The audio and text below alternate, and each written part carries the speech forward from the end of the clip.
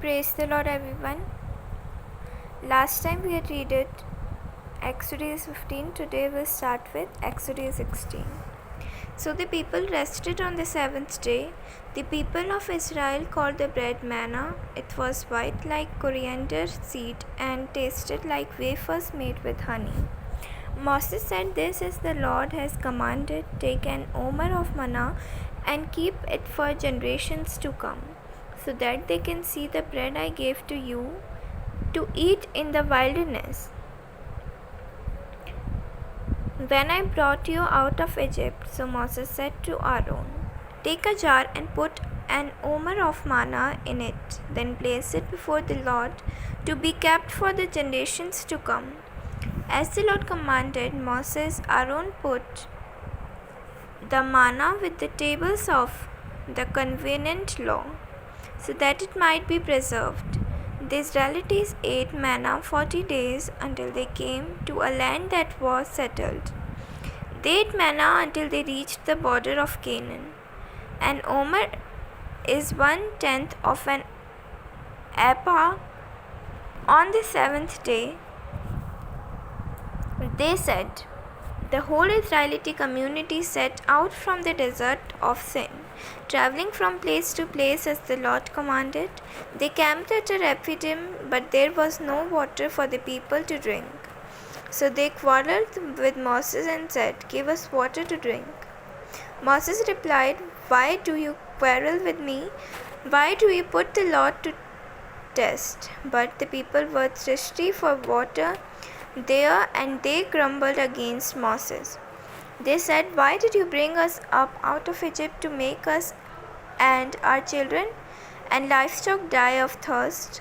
Then Moses cried out to the Lord, "When am I do with these people? They are almost ready to stone me."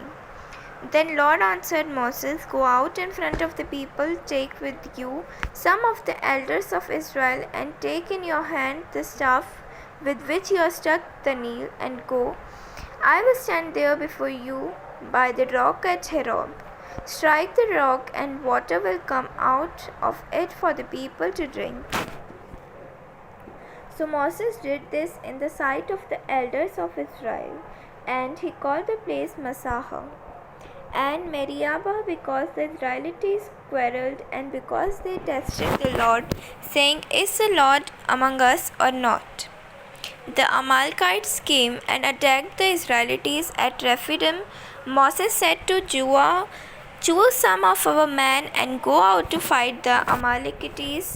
Tomorrow I will stand on the top of the hill with the staff of God in my hands."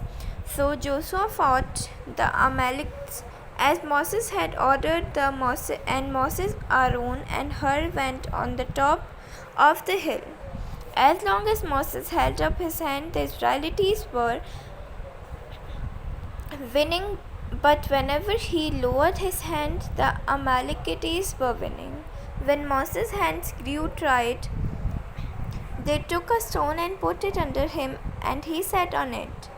Aaron and Hur held on his hands up, one on one side, one on the other side, so that his hands remained steady till sunset.